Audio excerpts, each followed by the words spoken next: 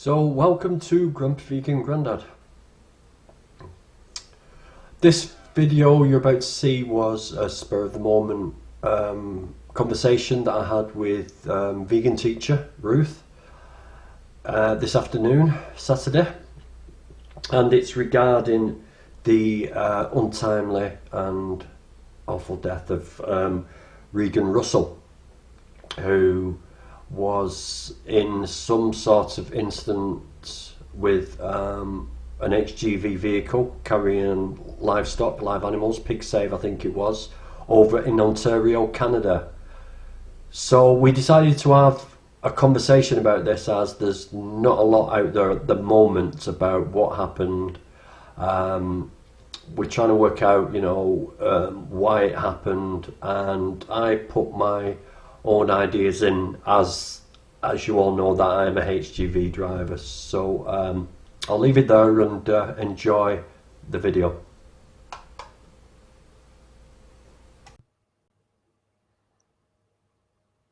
Okay, we are live. Okay, so I am the vegan teacher. My name's Ruth Greenwood, and I'm here today to talk about Regan Russell and what's happened yesterday.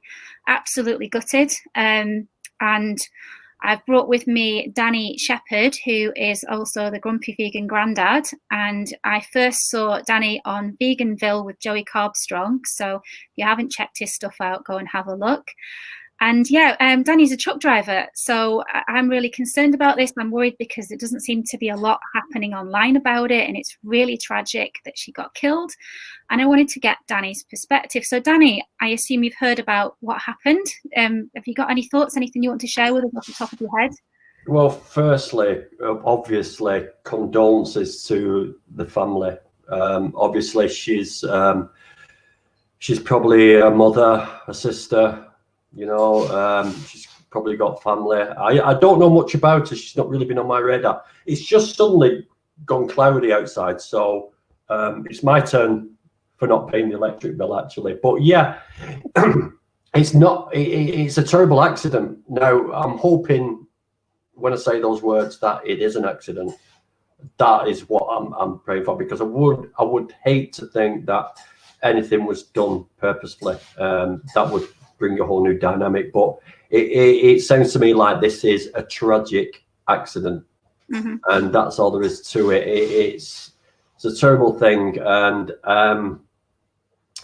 we're all exposed to it when we do these vigils, which we'll go into a little later. I know you want to ask me about the trucking side of it, but I will explain how I could see this being a tragic accident. But my thoughts on it initially is this shouldn't happen. Mm-hmm. This shouldn't have happened. Something's gone seriously wrong somewhere along the line. And there's a hell of a lot of people doing vigils, which to the uninitiated is that people go outside of slaughterhouses. We try and stop the wagons. Normally it's an agreement between the slaughterhouse and the drivers that we just stop for a few minutes, give the pigs, sheep, cows, chickens water, take some footage, say goodbye, just bear witnesses, just so that these animals aren't anonymous victims going into a slaughterhouse. That's what we're trying to do. We're not trying to save them, even though it's called a pig save or a cow save. That's not what we're trying to do. We can't save them legally, but we are trying to just acknowledge that these are living, sentient, breathing, happy beings that shouldn't be treated this way. So that's basically what a vigil is. Yeah, and for those that don't know, because we kind of just dived right in, really, because for us, we know about this. I mean, This happened yesterday, so June 19th, okay. So yesterday, June 19th, 2020, Regan Russell was attending a SAVE movement. She's been with animal rights activism since the 70s, so she knows what she's doing. I'd like to think she's a very intelligent lady from all accounts that I can see, and she actually stood in front of the truck in the road with a sign. Normally the truck drivers pull over, but this time they didn't. So from what I can gather, so please correct us if you have any further information, because everything's been taken down. Hopefully there's some kind of investigation impending and they can't speak right now because it was recorded at the time. She stood with a sign, and the truck stopped for 2 minutes while people gave the pigs water. and then the truck revved, and somehow she was run over and she died. The police pronounced her dead at the scene at something like 10 o'clock in the morning. And that's really all we have from the police at this moment. I've been having a look through and can't see much more. But this was an organised thing. They did speak to the slaughterhouse is called Fearmans. So yeah, I know, aptly named, Slaughterhouse and Fearmans. Yeah, people think happy things happen behind those walls. And it was organised with them. They've been doing this regularly. Every week they go there. So this isn't abnormal for her to be there. It wasn't like she was a crazy lady that just ran out in the road in front of a truck. So I think for people that aren't aware of it, her name was Regan Russell, and we need to remember her. You know, she's been doing this for a long time, and if anything can come out of this, it's the awareness of what happens to these animals, because people seem to think that happy things happen behind these closed walls. And that's really interesting, isn't it, Danny? The timing of this too. Did you hear about the timing? Yeah, apparently there's the Aggag, Animal Agriculture Gagging Order, which I haven't read, I haven't looked into. I find it very surprising that Canada have led the way in this, because I was under the assumption that Canada was a very progressive country. They were the first to take milk off the healthy foods list. Now, that was a bold move on behalf of that country, because, as you know, milk is entrenched in our society. It's given to kids at schools. Mm-hmm. It's pushed as a health food when it's far from a health food. It's not. And it caused conflict with America. Trump made it public that he wasn't happy that Canada didn't want their milk anymore. But they didn't talk about why they didn't want the milk anymore. But it's not a healthy food, and that's reflected in the Eat Well plate as well, which I'm happy to say is actually being reflected throughout the curriculum now too. I'm in touch with vegan teachers who say they don't have to teach that milk is healthy anymore, because it's not. So that's good to hear. But yeah, you would think they would be more progressive. But this Bill 156, actually, I can show it you here. Let me just change my screen settings so we can see that. There we go. Can you see that okay? So it's available online if you want to go and have a look at it. And I've had a look through. So basically, what Regan did yesterday, standing in the street and asking the truck to stop, as has been standard for a few years now. The Save movement's been going for a while, and they've been doing this for a long time. Since the founder was actually arrested for doing it, they actually went to court, and it was actually allowed that they could do it. So, but now they're taking it away. It's all about trespassing, and there's if you want to have a look at it, go for it. But I've just had a quick scan through, and basically, so you can't trespass, you can't go into a property, and it shows you all these huge fines if you do go into a property and if you do try to rescue any animals. Can we please bear in mind, though, that the animals that are rescued are normally injured and sick and distressed animals, and the activists or the compassionate people that go in there are normally in safety gear and make sure that they're very well read on what they're supposed to do. If you want to have a look at Meet the Victims, there's been a few of those kind of events where they've done just that. But yeah, it also stops trucks. I can't find the right place right now, but it also, you can't stop any kind of vehicle which is transporting animals to and from a destination. So that means that this wouldn't legally be allowed to happen from tomorrow. So it's very weird timing, isn't it? Yeah, it is, but I don't think it's linked in any shape or form whatsoever. A massive coincidence. No, it is a massive coincidence, but I think the trespass in the UK, I mean, America and Canada mirror the British law. Everything they do has come from us anyway, you know. So, but British trespass laws are this: I can walk onto any property. I can walk into someone's house, open door. The minute that person tells me to leave, I'm then breaking the law. But up until that point, trespass is a civil offence. It's not a criminal offence. But the minute somebody... not like that anymore, that has been changed. So maybe the same over there. It says here, no person shall enter in or on an animal protection zone on prescribed premises without the prior consent of the owner or occupier of the premises. And it also goes on to say that it's the onus is upon you to show that you have that consent. So if you have a verbal agreement and then the owner said, oh, well, actually, I didn't say that, then you need to make sure you've got that in writing, because otherwise they can turn it on you. I mean, I did, when you were skirting through it, I did notice something about passing diseases and stuff like that. Now, I wonder if they're relying on this sort of, oh, we could pass diseases on if people go in. And I wonder if they're using the COVID, or I don't know. I mean, it takes a long time to get bills put through like this, I suppose. So maybe it's not. Maybe I'm being a bit conspiracy theorist on this, but I think they're using the transfer of diseases as a reason to bring this in. Very possibly in their respect to say that it's protecting the animals. For example, I was at the Meet the Victims event for Moss Rose Piggeries, which is local to me, and 100 concerned citizens went inside, but they had all the safety gear and everything on. And when they went in there, they found 5 pigs in distress, serious distress, to the point where they insisted the vet came. And the vet came and said that the pigs were really, really ill. They had prolapses hanging out of their backsides. It was really awful. And there was feces everywhere, up the walls and everything. It was disgusting. When everybody came out, they were filthy. But the farmer insisted that these concerned citizens were bringing diseases into his place. Now, there were no other they looked around, and all the things that should have been in place, like antibacterial hand wash and hoses and all the other things, they weren't in place. And if anything, the people that entered that site actually brought more cleanliness with them. It was quite distressing, because the pigs actually were put down, even though the activists said they would pigs away.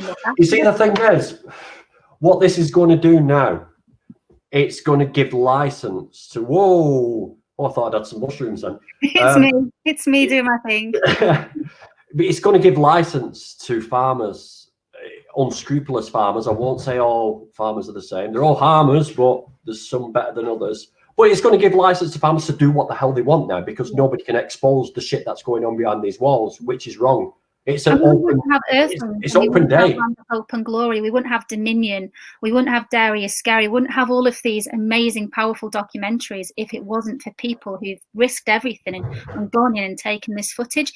Dominion, for example, he gathered, is it Chris? I can't remember his last name, the man that gathered all the information for the Australian documentary Dominion, which is on YouTube.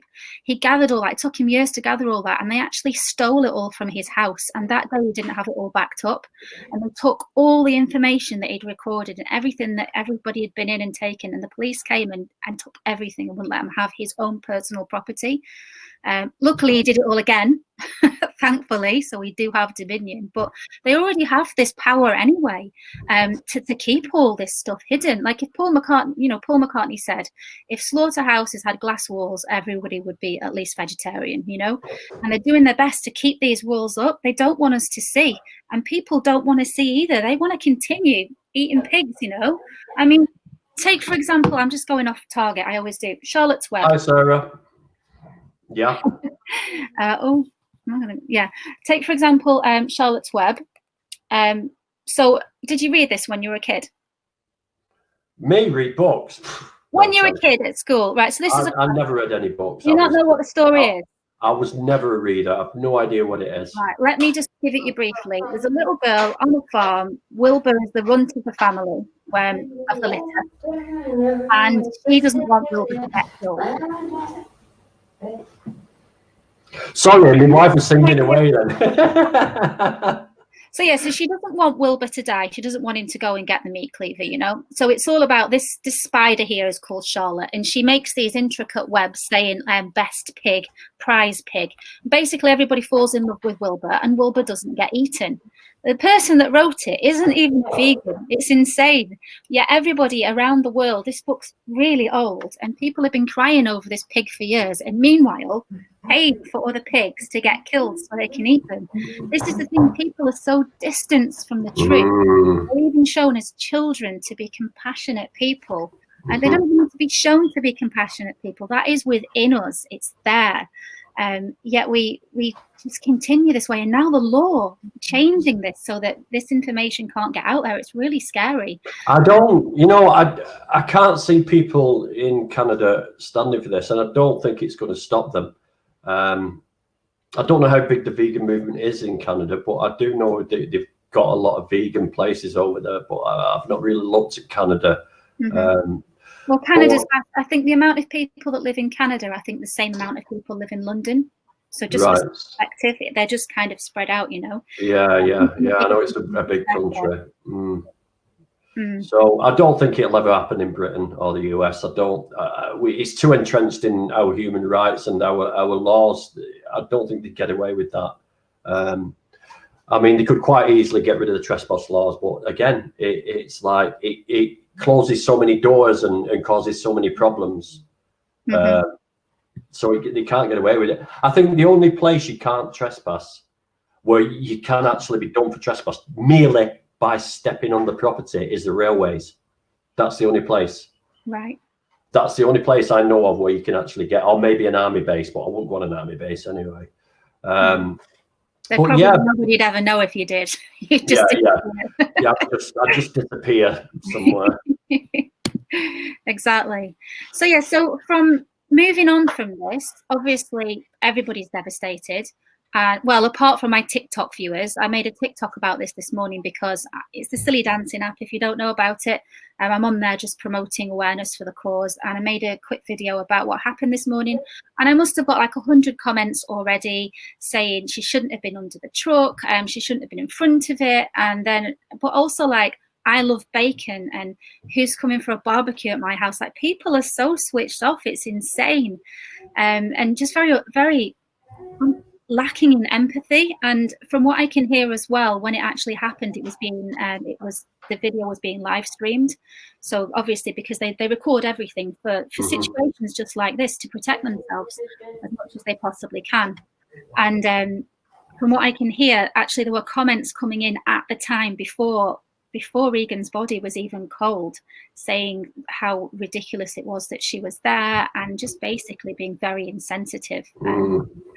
So that's a concern too, isn't it? But I mean, how dare people like just try and peacefully protest against something? How dare they? I mean, but we're living in a free country, you know? It's like, what the hell? And those people are sat behind keyboards, right? This is the weapon of choice. Yeah, absolutely. That's the weapon of choice. They've got anonymity. Yeah, they probably sat there and the parents are out and the horrible little spotty boys, I should imagine, on the keyboards who think they're immune and they've got major problems, or maybe a few older people who just like have got no lives. With a huge chip on their shoulder as well. Yeah, exactly. But anyway, to the point of these, it was a vigil. And we've explained what a vigil is. Have we explained what a vigil is on this one? We did do, yeah. So we were on Instagram before. That's why Danny was talking about me being in the dark earlier, because I just couldn't get my face to appear on Instagram. Instagram just didn't want to see me today. So, so we have already chatted about this briefly over on Insta. But we have explained what a vigil is. We've also explained exactly why Regan was there as well. We haven't explained, I don't think, in this one that this has happened before. Jill Phipps, she was only 31 years old when she went under a truck. She was very close to the truck, and I think after that people started to revise the way they were doing things. People became more organised with the internet. The Save movement became more of an actual thing, and people they were passing information across internationally and learning from each other. I mean, you had a really, really great idea about passing on some of your information because you're a truck driver, aren't you? Yeah. So maybe you can help other concerned citizens in the future. Okay. So this is the script with HGVs. Okay. So when I'm in a HGV wagon, I'm sat very, very high. I'm basically, if you imagine a transit van and put a chair on top of a transit van, that's how high I'm sat up. I'm usually sat up about at the very least, my height 6 foot off the floor, so we can see a lot further. We can see over the bonnets of cars, but the trade-off is we can't see what's immediately in front of us. So when I'm sat in my cab and I'm looking out the windscreen, I can see everything from 6 foot onwards. Anything within 6 foot of my cab, I can't see. Same with either side. When I look out my mirror on the right hand side, the driver's side, I can pop down and look down. I'll try and do that on screen. Look down. But when I look through the passenger window, anything close to the side of the cab, I cannot see. So that's 2 places where there's a blind spot. Now there is mirrors, but there's also blind spots on those mirrors. So when you're driving, you've got to be looking in front of you to start with, and then you've got to glance at these mirrors. And before you set off, it's always a good idea. And I always lean forward and have a look down in the front of me, because I have actually been sat there at traffic lights. The lights have turned to green, and I was just about to press my accelerator and go when a car just suddenly pulled in front of me. It had been sat in front of me in this zone, and it was a Mini, and I didn't see it until it pulled away from me. And I could have pushed that Mini and wouldn't even notice. You may have seen a video a while back on doing the rounds, it was a couple of years ago, of a truck pushing a car down the motorway in front of him, and he didn't even know. People were flashing him, and he didn't even know he was pushing, because you don't feel anything. These wagons are designed to pull 40 tons. 40 tons, that's a lot of weight. So you're not going to feel a half-ton car, you know. And this is what people don't get. It's like when I go down the motorway and I've got like 40 ton behind me, and people are a bit late, and they realize they're going to miss the junction, they pull right in front of me and then slam the brakes on. They don't realize that if I don't see them in that second, they will be sort of, well, let's just say we can post them through the letterbox home if needs be. Yeah, and you wouldn't do it, right? You wouldn't. And also another thing is, how can I explain this? Let's do it this way. This is a truck. There we go. This is a truck. And when the truck turns slightly, this side here, I cannot see anything down that side. Yeah. You know? Oh God, this is hard because it's opposite land. So, and the same when the truck turns that way. Let's do it again. Oh, when the truck turns that way, you know, you can't see down one side of the wagon. You can't see a thing. So if somebody's stood on the wheel nuts or stood on the side of the wagon trying to take pictures of the pigs or film the pigs like we do, stood on boxes, I cannot see them. Absolutely. And it's important for us to know that, isn't it? Especially with what's happened. But we're also not saying that we don't know if it was an accident or not. We haven't seen the actual footage because everything's been brought down. But it's important to discuss this and figure out ways moving forward so that if activists go to an event, it seems to me that Regan was at the front and she was being the organizer. What normally happens is somebody steps out and they halt the truck, and this truck had stopped in this case. She held the sign, she stood very far back so he was aware of her and could see her. And while she stands there with the sign, she can see up both sides of the truck that he might not necessarily be able to see. And that's why we communicate and do these things together. So while the other concerned citizens are giving the pigs water and taking evidence and photographs, then they can do that, and the truck driver knows that he or she shouldn't move, and then he would be waiting for the person at the front to move out of the way, which in this case was Regan. Now we don't know what happened in that time there, but what I can see from the things that were available online is that stage did happen. The 2 minutes had gone. He revved and accelerated, but we don't really, it's very unclear what happened after that, but we do know that she died pretty much instantly. But it's really good for you to say all that. I think maybe if you can pass this on to the movement somehow, Danny, maybe we can get you to make a video.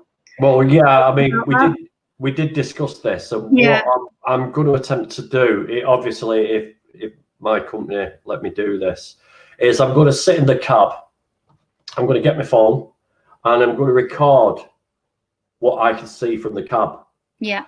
And I'm going to have people stood in the blind spots.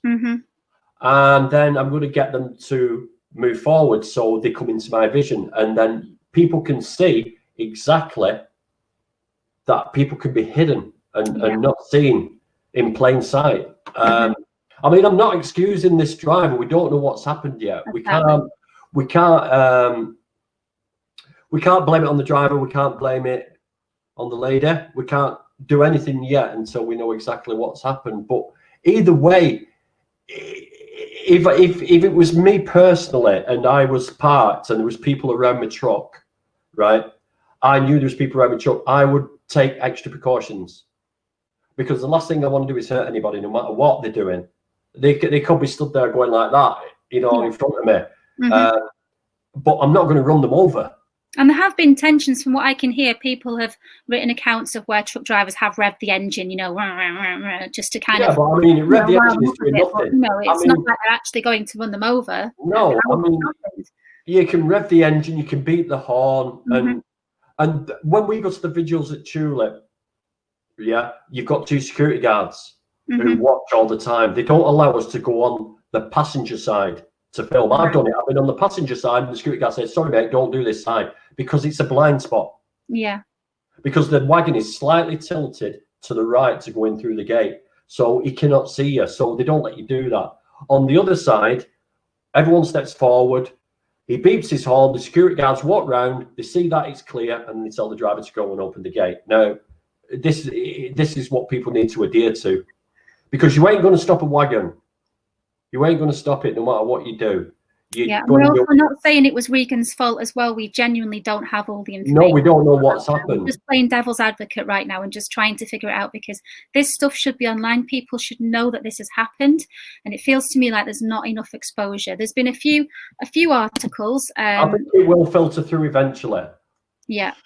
Because what happens is with news is that people, especially with being Canada as well, with it being such a sort of, it's the US and Europe and us, we tend to sort of get each other's news stories. But as far as Canada are concerned, they seem to be sort of not newsworthy, apart from when was it the Prince and his missus went over there, and they've got a bit of But I think as things get more and more, I mean, there's more videos going up on Instagram now, there's more tweets going out now, and it will make the news. And I think by tonight it will maybe on national news. But I really hope.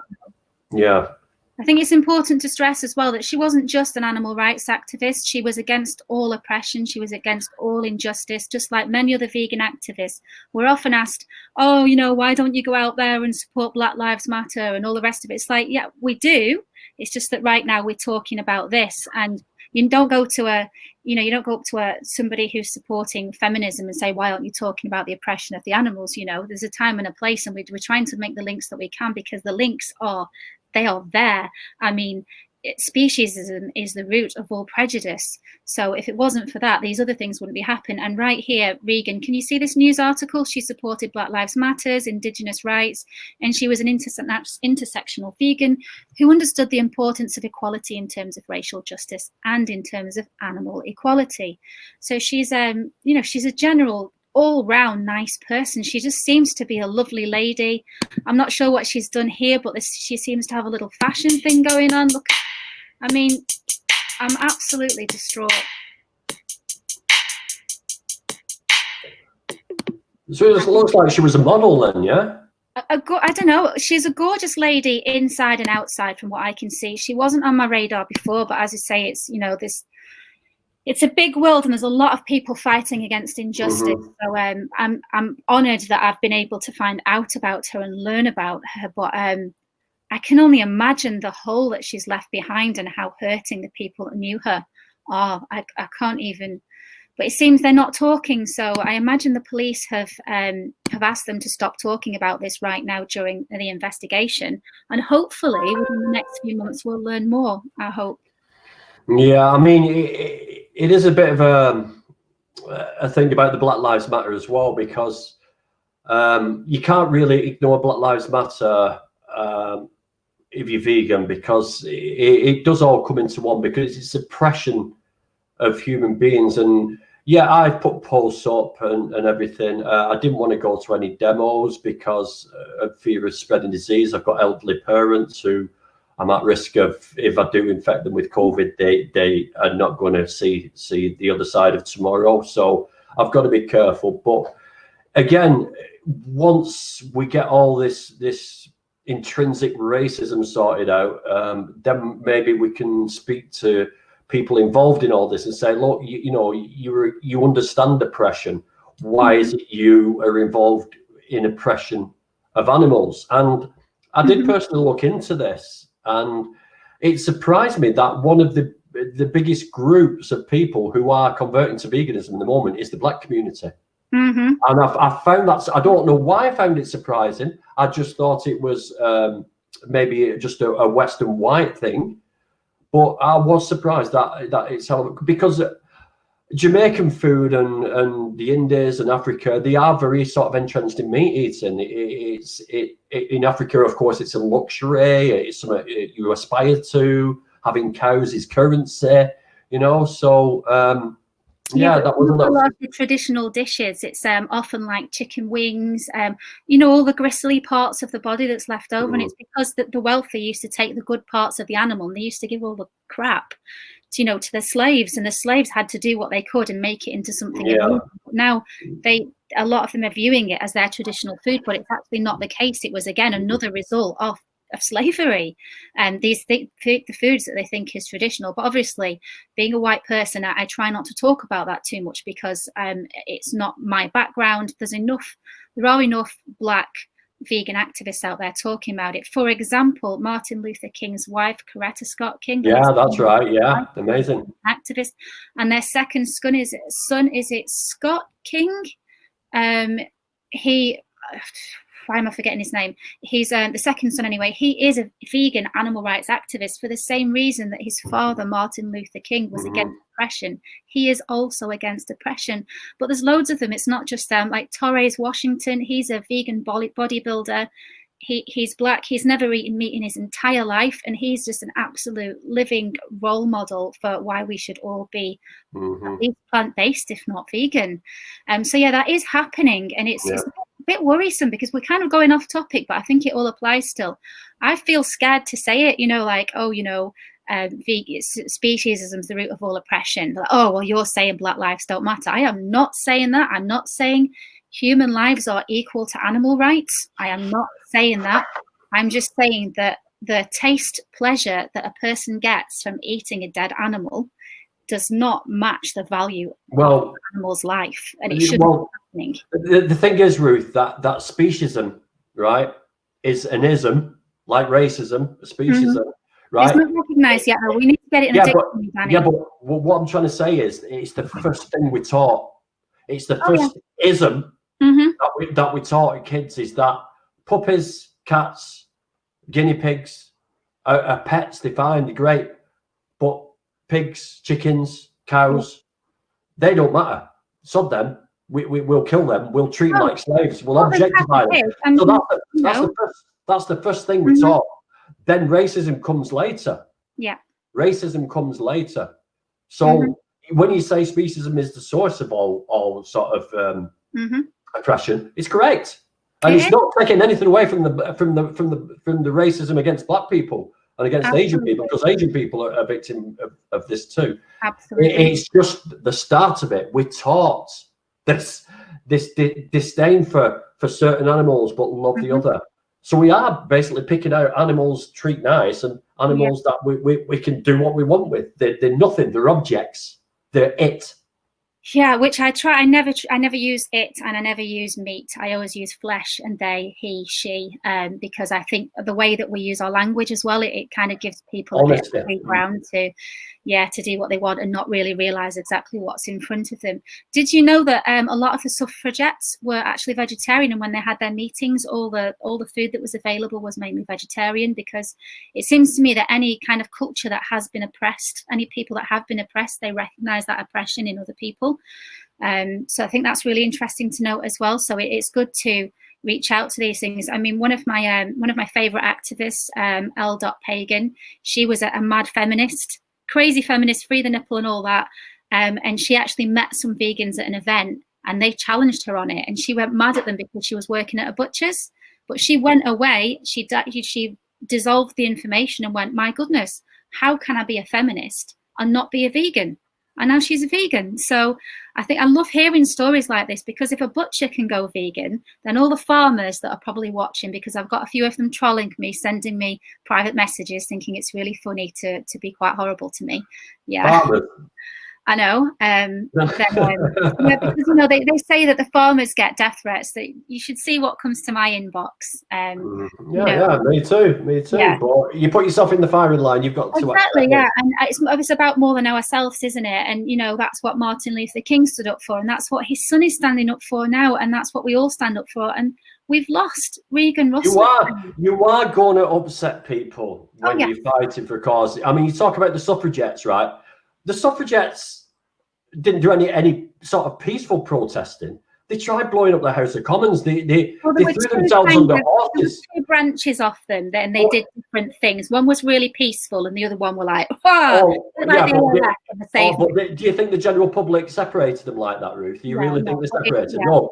What they did was say, oh, they're a bunch of hooligans, just like this Black Lives Matter protest. You've got people who are there for a reason, a genuine reason.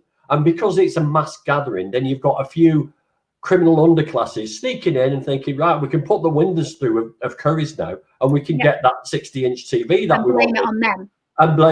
And people can't just say, oh yeah, it must be just a few idiots. No, it's all of them.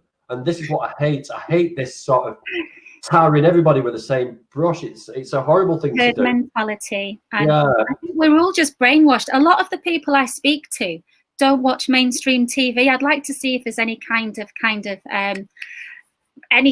conclusion we can draw from that, you know, the statistics on it, because I think the adverts brainwash us, the type of TV that you watch. Don't get me wrong, I'll still tune into TV to things like when you suggested the other night that I need to go and watch Britain's Best Parent. Oh my goodness, we had some vegans on there, and they were black vegans actually.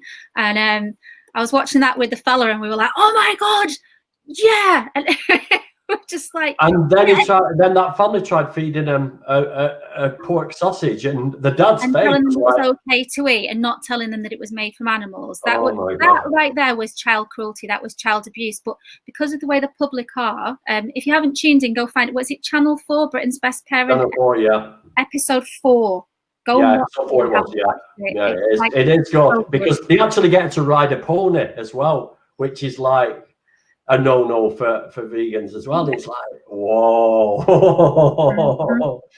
But they joined in, and they didn't come across as idiots, you know what I mean? They didn't try and force it down your neck. No. You know what I mean? Again, the media targeted on the language again, and they did take whatever they could, because you have to think they were filming like for 8 hours, and we only got 3 minutes of footage.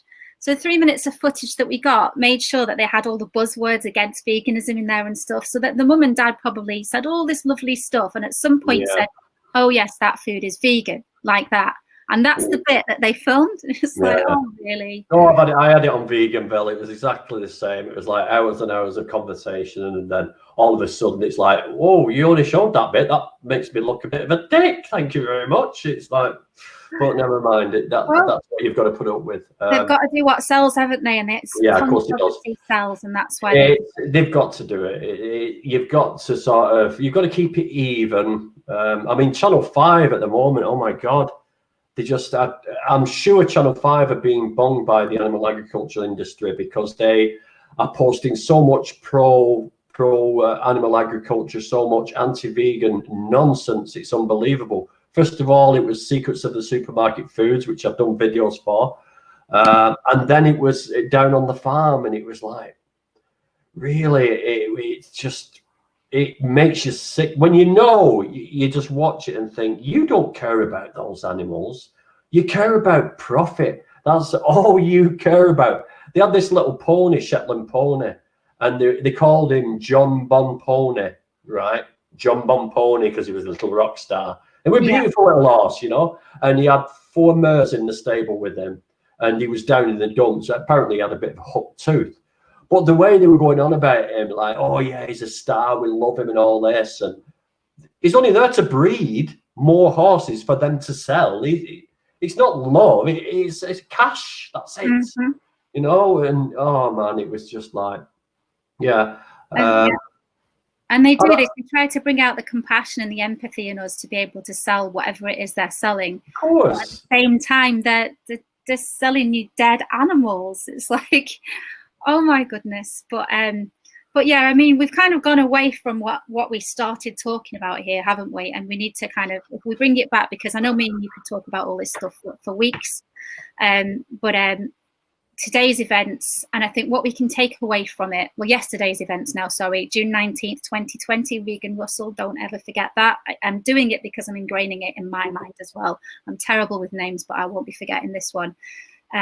What can we learn from it? So first of all, we can learn from it to try and just speak to the people who are organising these events. Don't just go by yourself. Get a group of you together. Make sure that you have all your research. I know you were talking about doing a similar event soon. Is that very hush hush, or can we all know about that? Well, yes, I'm going to be doing a vigil somewhere, and it involves a slow walk, which is basically just walking in front of a vehicle, because I don't think we want to stop. But it is, after hearing this, a bit dodgy, but we are going to do it, and it's perfectly legal. It's not illegal.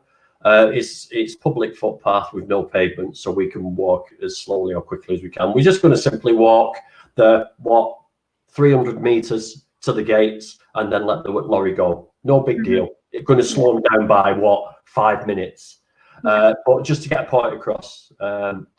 So that's coming up sometime in the. But now I'm going to put things in place, and we're going to have camera people watching all the time. So every single part of this is all recorded, so that if anything does untoward happen, we've got it all on film. And safety is utmost. If we get some idiot revving his engine, then we'll just move aside and let him go. It's not worth. But we are. What I need to get out there to everybody who's doing vigils is be careful, because drivers can't see everything that's going on. If you've got a lot of people around your wagon, it might freak the driver.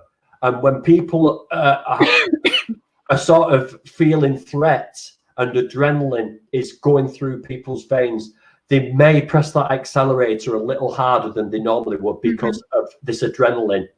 You've got to understand that it is a frightening scenario. It doesn't matter whether it's a load of hippie, tie-dyed women with flowers and which we can see that it wasn't. It was a professional lady, you know, and whoever. Yeah, exactly. And that's not what I'm saying. But what I'm saying is, even if it's the most meek-looking people, it's still frightening to a person who's trapped in a cab on his own, on her own. Wondering what's going to happen next. So even if they can't help it, adrenaline might just kick in, and they might just hit that accelerator a little bit too hard in panic, and the wagon will shoot forward. Because as well, these wagons are automatic, and sometimes I've done it on a roundabout. And listen to this, because this is important. I've been at a roundabout and I've hit the accelerator because I've found my gap and nothing's happened. So I've let off the accelerator, then the wagon's shot forward. And it's a peculiarity of wagons. How far do they shoot forward when that happens? Only a couple of feet. But if you imagine, you've pressed the accelerator, you've set the engine in motion. It's not reacted right. Some of the older wagons might do it. It's not reacted right. So you take your foot off the accelerator and it'll start moving. Then you've got to hit the brake quick. Wow. Do you see what I mean? So there's peculiarities with these automatic wagons as well. A lot of drivers, if there's any watching, will understand what I mean. It can be quite unnerving. They're not perfect. Also, you've got loads on the back. If things are moving backwards and forwards, it can sort of change the dynamics of the wagon. But again, you need to be careful. You need to have a safe system in place. You've got to be aware of the blind spots. And I am going to try and do something and get it out to everybody about blind spots, what to look out for, where you can't be seen, you know. And also drivers need to be briefed. I think drivers need to be briefed on this, especially livestock drivers. They need to be briefed on this. They need to be told, listen, if you go somewhere where there's action going on, do not drive blind. Do all your checks before you even roll forward at a slow pace. They need to be told this, whether they should do by law or not, it doesn't matter, because I'm sure I'm a family man. I would like to kill anybody, no matter what they were doing. They could be, unless someone was dressed as a terrorist with a shotgun pointing at me, then I'd flatten him. You know what I mean? But yeah, which we can see she definitely wasn't. She's just a nice lady. Exactly. Even if I accidentally knocked someone off the bike or killed a dog or whatever, I'd be devastated. I'd be absolutely devastated. And no sane person on this planet can possibly say that this would not affect their lives. This driver might even give up driving. And he's got no income. You know, there's a lot of repercussions. I'm not sticking up for the driver, but what I'm saying is there's two sides to every story, and the driver might not be totally guilty. And this young lady, older lady, sorry, she might be, you know, she could have been miles away. She could have been 50 foot away, and this driver drove at her. But I can't see it. I just can't see this being the fact. So yeah, but hopefully it's been investigated, and that must be why the silence from, because she had a big crowd of people around her, and I know that it was being filmed. So hopefully that will all come to light really soon. But it's really important, like you said, if you can get that video out there and for people to talk to each other about this, because we don't want to put people off. We still want these events to continue because we know that it works. You can be talking to somebody, and if you have footage that you've actually physically taken yourself, and you can, and they say, oh, I buy my bacon local, and you can say, well, look, this is local bacon, this is where it comes from, and this, you know, they don't have food and water for 36 hours, and this is where they eventually end up, and they can hear that noise. Then it has worked, and people have made those changes in their lives into the things they eat. I mean, you've been to Tulip Factory, haven't you? I haven't made it there. I've been to a cow save and a save with sheep, but never with pigs. I've heard that the noise is just unbearable. Yeah, they're a bit like guard dogs. Now the thing about pigs is that their intelligence level has been proven to be way above dogs. They're the only animal proven to be able to recognize themselves in a mirror. They're liken the intelligence of a 6-month-old pig to that of a 3-year-old child. Yeah. So if you can, how old is it when they're killed? 6-month-old. It's 4 to 6 months old, isn't it? The kids, the children, the babies. Piglets. Yeah. Piglets. Well, they don't look like piglets because they're pumped up with stuff, aren't they? So that they're fattened up quick enough. Of course, yeah, and it's not that. When you go to a vigil, any vegan out there, you need to go to a vigil and have a look, because pigs' eyes are very human-like, very, very human-like.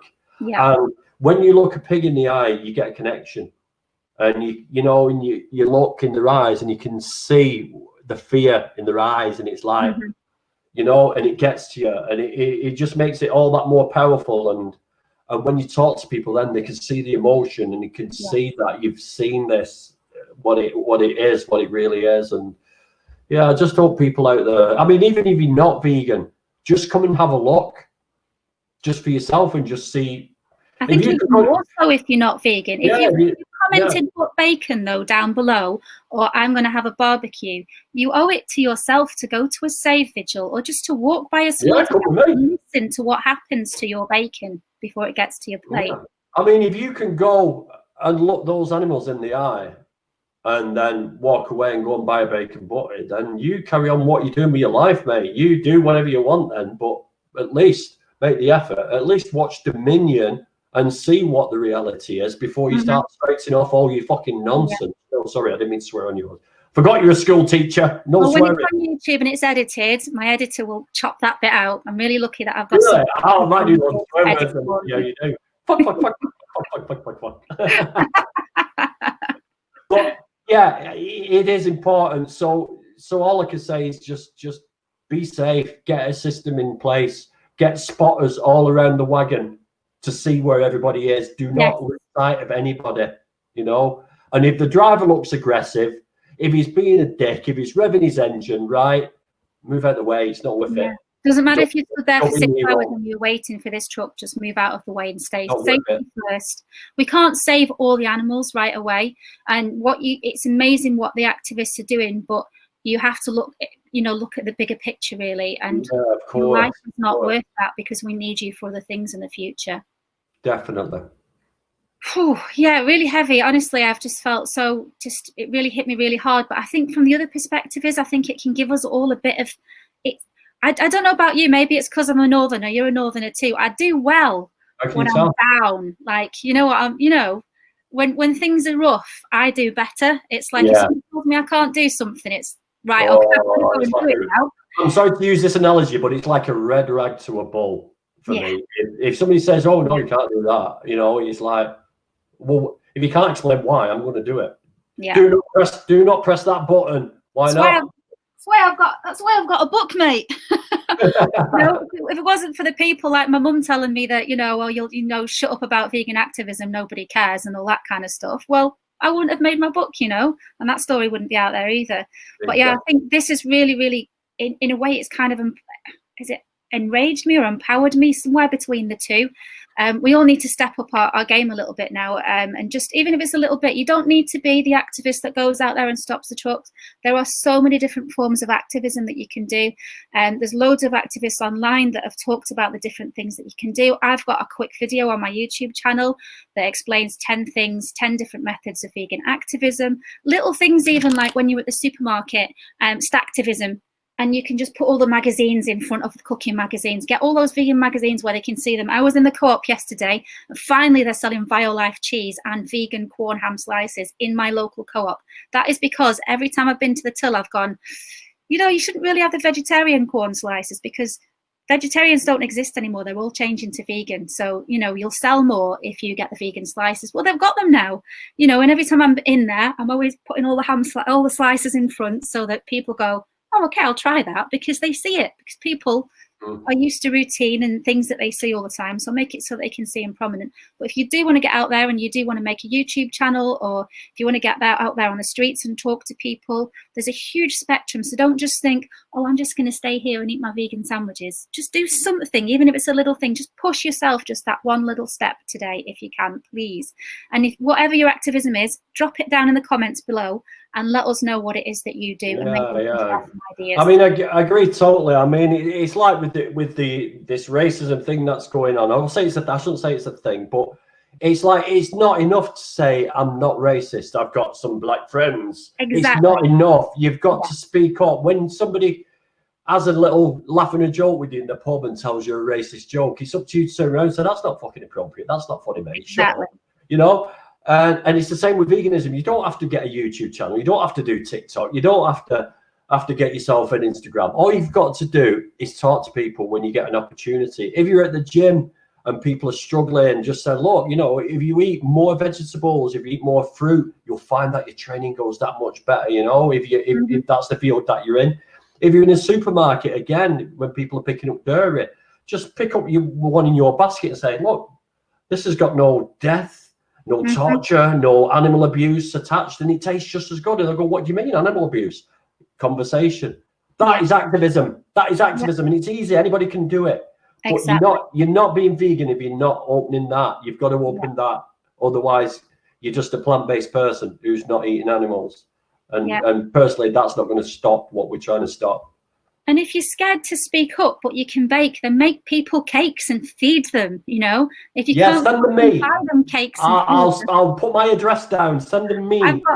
While I've been talking to you, my daughter has just handed me a homemade chocolate chip vegan. Give it me. It's been sat here looking at me for 20 minutes, and the restraint, let me tell you, because I already ate one when it was just out the oven. Well, it's all right. I've got my vegan malt loaf there, so I'm gonna eat that in a minute. So.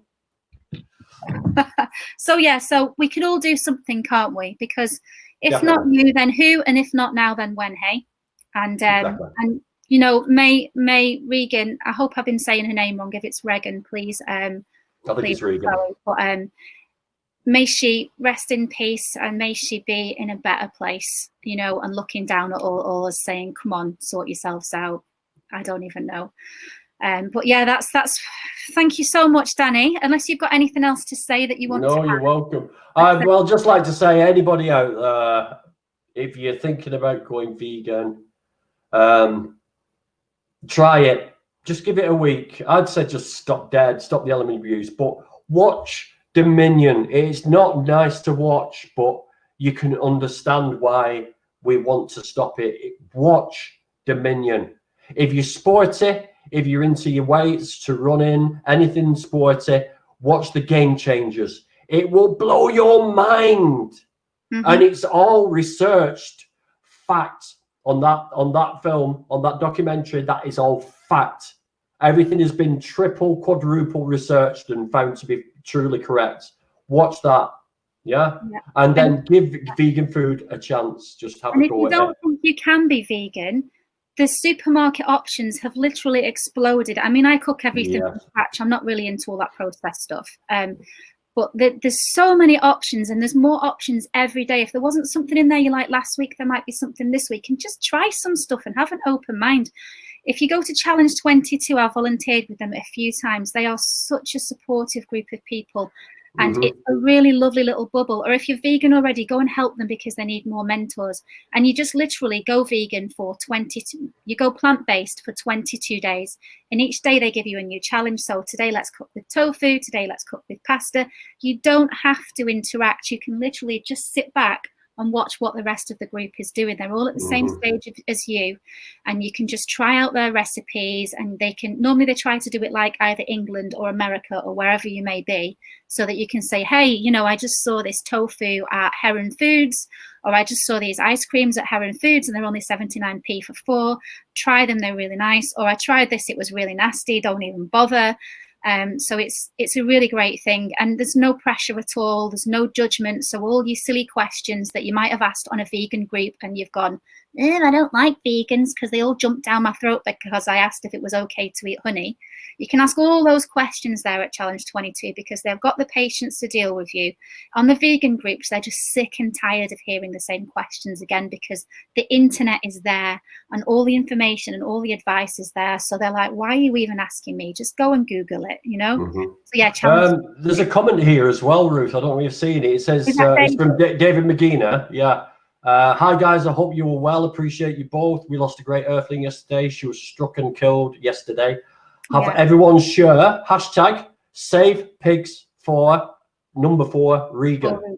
Yeah. So we'll have a look at that hashtag and get it on. 40-year-old vegan over on YouTube. So if you haven't checked that out, I am right on, David. I'm pretty sure. I found David on TikTok. So all our social platforms, all our media. Oh, I think you followed. Yeah. I was right. Yes, that's a gold star for me. So yeah, we've linked up that way, and you know. Yeah, I think David follows me as well. So yeah. So thanks for popping on. And Sarah TT Tropic. So again, you know, an extension from the vegan thing is cruelty-free products and making sure that the products that you use on your skin. I've been so much better since I've made sure that all my skin products, like the chemicals they put in these things, even like Johnson's body wash, like baby wash, if you go look on the back at all the chemicals they put in it, it's insane. So yeah, so Tropic, maybe have a look at her if you want to use any of her. I'm sure you must be a Tropic representative with a name like that, and I'm sure we've chatted about this before, Sarah, but it's good to look at that. There's so many different options going on as well. And you're right, Sarah, yeah, Tulip is such a desperately sad and heinous place, but I keep going for the pigs. I haven't been. I know you've been, Danny. Quite honestly, it's an hour away, and it's not that. I just know that it will hurt me so bad for a long time, and I'm already. You're gonna have to do it. You got to give me a date. I will at some point, but there's only so much you can take, and I think this is another message for vegan activists too, or concerned citizens, as I like to call you all, because why get you know, that on you. Look after your mental health. You know, it's a lot. You're already carrying a lot, knowing that 70 billion only land animals, it's trillions if you count the fish as well, are killed every single year for no more reason than somebody's taste buds. And culture, you know, it's absolutely insane, and it's really a lot to bear. You go in the supermarkets and the first thing that you're presented with is dead animals chopped up in tiny little packages with pictures of happy animals on them, and it's really, really hard living in this society as it is, without also burdening yourself too. And if you are a mental flake, you know, you're not helping the vegan movement. So sort out your own mental health, keep checking in on yourself, checking on your friends who might have gone silent, look after each other, reach out to the vegan community. We're all here to help each other. So yeah. Oh, thank you. Yeah, I thought you were selling Tropic as well, Sarah. Thank you. Yeah, so check her out if you want all of that stuff. And if not, just check your labels. Stop putting all those chemicals on your body. Okay, right. Shall we try again to wrap it up now, Danny? It sounds like you're a busy man and you've got 5 trillion messages. Yeah, there's shit coming through here and everything. So, swore again. Beep. Yeah. Just So listen. how uncomfortable you are with me. That's good. It's a sign of. Well, listen. Thank you for having me on. Thank you for this chat, because I do like to have these chats. With the lockdown going on, it's very hard to sort of contact people in the same. I don't live in a vegan household. I'm the only vegan in the house at the moment. However, just one more thing before we go. Right. I did share my very first meal with my wife last week, and it was Linda McCartney's hoisin duck with the pancakes, and it is absolutely gorgeous. So did she like it? She loved it. We had it again. So let's put it that way. So there we go. So that's a little step up. She just wants you to cook for her, Danny. That's it. You've just got to, cook all day long. Diner. I cook all the time. I cook for 4, and I have to freeze everything. The freezer's full of boxes of stuff I've overcooked. Right, I'm going. I'm going now. The sun's shining. I'm going to take an advantage. Take care. Thank you for coming on.